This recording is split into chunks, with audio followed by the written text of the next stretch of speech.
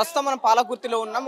ఏదైతే చీమలబావి తాండాలో గ్రామ సభ నడుస్తుంది. ప్రభుత్వం అయితే ప్రతి రైతుకు 2 లక్షల లోపున్న రుణం మేము పూర్తిగా రుణమాఫీ చేసినామని ప్రభుత్వం చెప్తూ వస్తుంది. దాదాపు ప్రభుత్వం అయితే కాంగ్రెస్ పార్టీ అధికారంలోకి వచ్చిన తర్వాత రైతులకు రుణమాఫీ చేసినామని చెప్తూ వస్తుంది. కానీ అయితే చీమలబావి తాండాలో దాదాపు 50 మందికి పైగా ఇక్కడ కూడా రుణమాఫీ కాలేదని చెప్పేసి గ్రామ సభలో ఆ గందరగోళానికి నెలకొవడం జరుగుతుంది. కొన్ని గ్రామ సభల్లో దాదాపు రేషన్ కార్డుల విషయంలో కావచ్చు, లేదంటే ఇందిరమ్మ ఇళ్ల విషయంలో కావచ్చు, అక్కడక్కడ గొడవలు జరుగుతుంటే ఇక్కడ అయితే చీమలబావి తాండాలో ఈ 2 లక్షల రుణమాఫీ విషయంలో పూర్తిగా రైతులు సాగుకున్న ప్రతి రైతు కూడా వాళ్ళు ప్రభుత్వాన్ని ప్రశ్నించడం జరుగుతుంది. ఎక్కడ చూసినా గందరగోళమే నెలకొంటుంది. ఒకవైపు రేషన్ కార్డుల విషయంలో కావచ్చు, ఇందిరమ్మ ఇండ్ల విషయం కావచ్చు, ప్రధానంగా వీళ్ళు లేవనెత్తున్న సమస్య రైతు రుణమాఫీ. ఏదైతే రైతులకు అందాల్సిన ఆ గతంలో కేసీఆర్ ఇచ్చిన 5,000 ఇప్పుడు ప్రస్తుతం అయితే రేవంత్ రెడ్డి ఇస్తా అంటున్న 6,000 విషయంలోనే సమస్యలు ఇక్కడ ఉన్న ప్రజలు గ్రామంలో అయితే గ్రామ సభలు నడుపుతున్న అధికారులపైకి లేవనెత్తులు. చూద్దాం ప్రభుత్వం ఎంతవరకు ఈ సమస్యలు పట్టించుకుంటుంది. ఒకవైపు ఇక్కడ ఉన్న వరకు చాలా వరకు చెప్తుంది ఏంటంటే కేవలం ఇప్పుడున్న ప్రభుత్వం స్థానిక సంస్థల ఎలక్షన్స్ కోసం ఇలాంటి సర్వేలు చేస్తుంది.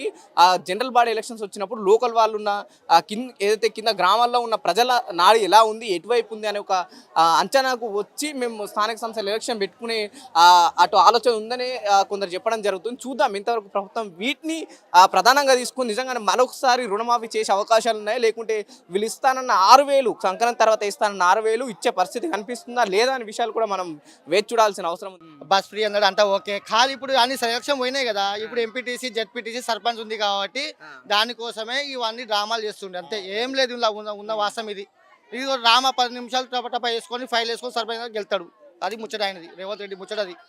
సంక్రాంతి తర్వాత అన్నారు. ఇప్పుడు సంక్రాంతి కూడా అయిపోయింది. ఇప్పుడు ఈ పని ఇది కూడా అయిపోతుంది. జస్ట్ టైం పాస్ కోసమే ఇది. ఇచ్చేది లేదు. సర్పంచ్ ఎలక్షన్ దగ్గర వస్తున్నాయి కాబట్టి గ్రామ సభలు నిర్వహించాలి. ఖచ్చితంగా ఇస్తారంటే అది వేరే సార్, అది వేరే ఉంటది. ఒక్క గ్యారెంటీ అందలేదా? ఏం లేదు, అసలు ఏం లేదు, ఏం ఇయ్యలే అసలు.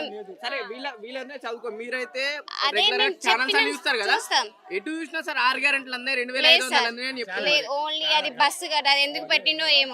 ఆ బస్సు కూడా ఆపట్లేదు వాళ్ళు. మేము వస్తామంటే వాళ్ళకి మాకు అసలు రెస్పెక్టే లేదు. మా లేడీస్ కి రెస్పెక్టే లేదు. రాదు. మేము పాలకుర్తి విష్ణు దగ్గర పోయి ఎక్కుతాం, నడుచుకుంటూ పోతాం. 3 కిలోమీటర్లు వెళ్ళాలి. ఇక్కడ 3 కిలోమీటర్లు వెళ్ళాలి. అసలు మాకు ఏం లేదు అసలు. బాత్రూమ్ లో ఉంది. మేము 4 ఫ్యామిలీ ఉంటాం. ఇప్పుడు మేము మా అత్తమ్మ వాళ్ళు వేరు. అసలుకి ఏం లేదు మాకన్నట్టు ఏం లేదు. నాకు 2 పిల్లలు. మా అమ్మ వాళ్ళ ఇంట్లోనే ఉంటాను నేను. నాకు మా అమ్మ వాళ్ళు కూడా ఇల్లు లేదు, ఒక పెంకటిల్లే అది. అసలు ఏదైతే గతంలో ఇంద్రం ప్రజాపాలన అప్లికేషన్ అప్పుడు ఇంద్రం ఇల్లు పెట్టుకున్నాను, మరి మీకు ఎందుకు రాలేదు ఇల్లు లేనందుకు? ఇప్పుడు లిస్ట్ లో వచ్చింది, అది ఇచ్చేది ఎంత మందిగా కూడా తెలియదు కదా మనకి. ఇప్పుడు అసలుకే లేదు మాకు. మరి ఎట్లా దానికి ఎట్లా ఇప్పుడు లేని వాళ్ళకి? కానీ ఇప్పుడు మా పెద్ద మనుషులు ఎట్లుంటారు తెలుసా, వీళ్ళకు దీనికి ఉంది, దీనికి ఎందుకు ఇవ్వడం అని అంటారు. వీళ్ళు పోయి ఇప్పుడు ఎమ్మెల్యే దగ్గర పోతారు. ఎమ్మెల్యే దగ్గర సరే వాళ్ళకు ఉంది మేడం అని. ఏమో అసలు మాకు అసలు ఎమ్మెల్యే ఇక్కడ రాను కూడా రాలేదు. మేము దయాకర్రావు ఎందుకంటే ఆయన మంచి చెడ్డ ఏది ఉన్నా కానీ ఆయన మమ్మల్ని పట్టించుకున్నాడు, వస్తాడు. ప్రతి పెళ్లిళ్ళకి కానీ ప్రతి చిన్న కార్యం కానీ ఖచ్చితంగా వస్తాడు. బయట ఏమంటే పాలకుర్తికి ఒక్కరు కాదు ఎమ్మెల్యే ఇద్దారంటారు, ఝాన్సీ రెడ్డి, యశస్వి రెడ్డి. కరెక్టే, ఇదైతే నిజం. ఇది నిజం. నేను తప్పు చెప్తున్నాను. ఇది నిజం, మేము తప్పు కాదు. ఇది కరెక్ట్. ఈ మీడియా చెప్పింది కూడా నిజం. దయాకర్ వాళ్ళు 2 ఎమ్మెల్యేలు, ఒక్క ఎమ్మెల్యేలు గారు, 2 ఎమ్మెల్యేలు. మా తండ ముఖం చూసిన పేరు లేదా? ఇద్దరు ఎవ్వరు కానీ ఇట్లా పట్టించుకున్న నాదుడు లేడు. పేరుకే యశస్విని రెడ్డి, ఝాన్సీ రెడ్డి. ఎట్లా ఉంది గ్రామ పంచాయతీ, ఎలా ఉంది, ఏదన్నా డెవలప్మెంట్ ఏదన్నా చేద్దామన్నా ముచ్చట ఏది ఇంత పట్టించుకున్న నాదుడే లేడు. ఇచ్చిన అంటుంది కదమ్మా నువ్వే. సార్ మా ఎస్ఎస్సి లేదు, ఏం లేదు, ఇస్తనే లేదు మాకు. ఏడా ఇచ్చింది సార్? గ్యాస్ కు 5000 రూపాయలు ఇస్తున్నాం మేము. మళ్ళా ఏమో ఇల్లు లేదు మాకు. అందరికి ఒక్క ఎమ్మెల్యే ఉంటే మీ నియోజకవర్గానికి 2 ఎమ్మెల్యేలు ఉన్నారు, అత్తగూడ. నిజమే, అది నిజమే. 31 మాపి కాలే మాకు అసలే.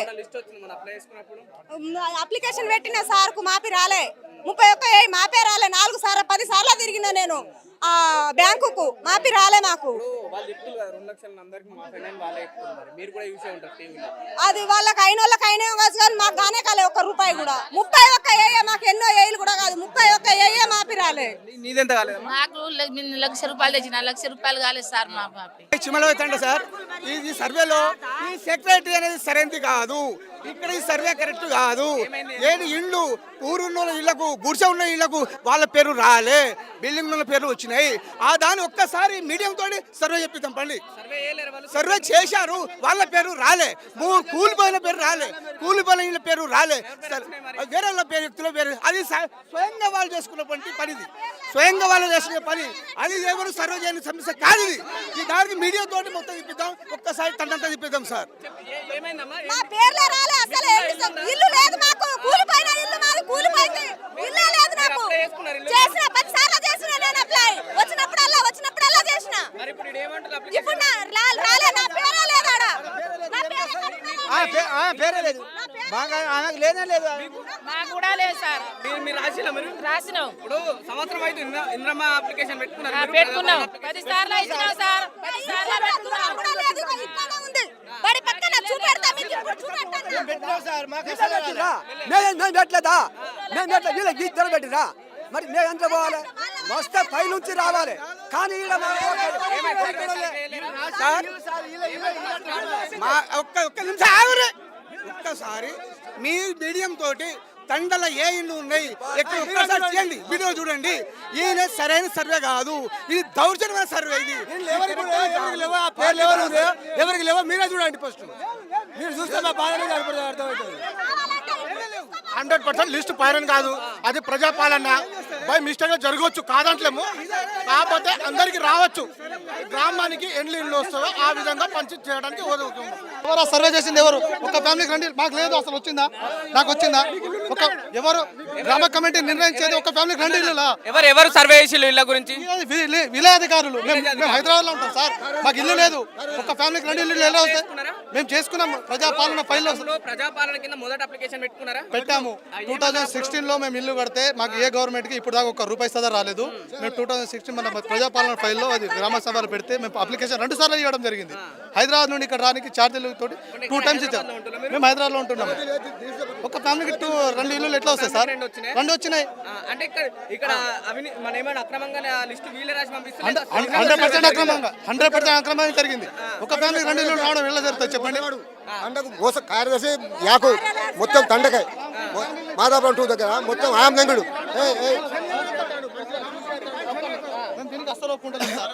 మాకైతే అసలు ఈ గవర్నమెంట్ గురించి మాకు అసలు చాలా ప్రజల పాలన పేరిట గ్రామ సభ నిర్వహించి ప్రతి ఒక్కరు పథకాలు అందిస్తామంటుంది. అందిస్తామన్న పేరుకే మారుస్తామే సార్. గ్రామ కమిటీ నిర్ణయించినప్పుడు ఒక అధికారులు అందరు కూర్చొని నిర్ణయించడం లేదు. ఎవరు ఇష్టం వచ్చినప్పుడు వాళ్ళ అధికారులు ఒక ఇంట్లో 2 ఇల్లు ఎలా ఇస్తారు మీరు చెప్పండి? చెప్పాను ఏంటి చెప్పి. ఇప్పుడు వీళ్ళు కూడా మనుషులను చూసి వేస్తారు. ఎవరు 500 వాళ్ళు ఎవరు ఇస్తారు చేతిలో పెడతారో వాళ్ళకి చూసి వేస్తారు తప్ప లేనోళ్ళకు ఇక్కడ ఉన్న అధికారులు తప్ప ఎవరికి కూడా మనకు లేనోళ్ళకి ఇస్తలేరు. ఇప్పుడు ముందరికే ఇల్లు ఉన్నోళ్ళకే ఇల్లు ఇస్తారు. మా చుట్టూలకు ఇల్లు ఒక్కటే మా 3 ఫ్యామిలీ ఒక్క ఇల్లులో ఉన్నాం మేము. 2 సార్లు ఇచ్చిన పైలు ఇల్లు కాదు, 2 సార్లు ఇచ్చిన ఈ మొత్తం కార్యదర్శి డ్రామా మన సఫాయి మొత్తం వాళ్ళ ఇల్లు వాళ్ళ లోపల వాళ్ళే చదువుకుంటారు సార్. మాకు ఈ కార్యదర్శి కానీ సఫాయిలు కానీ లీడర్లు కానీ గ్రామ నాయకులు కానీ వాళ్ళే చదువుకుంటారు. తమ్ముడు ఇందాక నీకు రుణమాఫీ కాలేదు, ఎంత కాలేదు నీకు? ఎంత నా ఉందో 80,000 80,000 కాలేదు, రుణమాఫీ కాలేదు. 2 లక్షల లోపు ఉన్న అందరికి మాఫీ చేస్తామన్నారు. ఇప్పుడు ప్రభుత్వం అబద్ధం చెప్తున్నా, నువ్వు అబద్ధం చెప్తున్నావా? ప్రభుత్వమే అవి చెప్తుంది. కాకపోతే పోయి బ్యాంకులో పోయి చూసుకుందాం. నాకు ఉన్నది 80,000 మీరు మాఫీ చేయకుండా చెప్పేసి మాఫీ చేసినాం అది చేసినాం అంటే ఎక్కడి నుంచి మాఫీ అవుతుంది? మాకు రుణమాఫీ కాలే, ఇప్పుడు రైతు బంధు లేదు, ఏం లేదు. మా పేరున భూమి కూడా లేదు, పట్టా పాస్బుక్ లేదు, ఏం లేదు. ఇల్లుకు అప్లై చేసుకున్నా? ఇల్లుకు అప్లై చేసిన. ప్రజాపాలన పేరు అప్లికేషన్ పెట్టుకున్నావా? పెట్టుకున్నా. ఇప్పుడు ఏమంటుంది మళ్ళీ? ఏం లేదు, ఇప్పుడు గొడవ అవుతుంది కదా, దీనికే గొడవ, ఇంకేం చెప్పానమ్మా. సార్ మేము 6 మంది ఫేమస్ మాది. నాకు 3 పిల్లలు, అత్త 1, భార్య భర్తలం మేము. ఇలా మేము ఫామ్ లింపినాం, లింపితే వీళ్ళు ఫామ్ ఇచ్చినాం సార్. ఎప్పుడు ఇది మొన్న అందరు పెట్టినప్పుడు అప్లికేషన్ పెట్టినాం. అభయహస్తం కింద 28/12/2023లో ప్రభుత్వం అధికారంలోకి వచ్చిన తర్వాత ఈ అభయహస్తం పేరిట వీళ్ళు అప్లై చేసుకున్న తర్వాత ఇచ్చిన రిసిప్ట్ ఇది. 600 రూపాయలు ఇచ్చినాం సార్ మేము.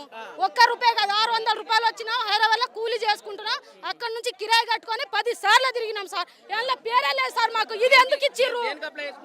ఇల్లు గురించి, రేషన్ కార్డు గురించి అన్నిటికీ ఇచ్చినాం సార్. ఇగో ఈ ఫామ్ తీసుకొని ఈ సంచి పట్టుకొని ఎన్నిసార్లు తిరగాలి మేము? ఎన్నిసార్లు తిరగాలి సార్? నా పిల్ల నా ఎత్తు వచ్చింది సార్, పెళ్లికి వచ్చింది. మాకు ఇప్పుడు దాకా రేషన్ కార్డు లేదు. మేము ఆమెకు పెళ్లి చేయాలంటే ఎట్లా చేయాలి చెప్పండి? ఇప్పుడు ఆ రసీదు ఇచ్చారు, మాకు పేరే రాలే అలా. అవును సార్. ఇప్పుడు ఈ మద్రాసులో 10 సార్లు వచ్చినాం హైదరాబాద్ నుంచి. మళ్ళీ పెట్టినాం, అది పేరే రాలే. మళ్ళీ మా పేరే రాలే. భూమి ఎకరం భూమి ఉంది సార్ మా పేరు మీద. రైతు బంధు వస్తలేదు సార్, ఆగిపోయింది. 2500 వస్తలేదు సార్.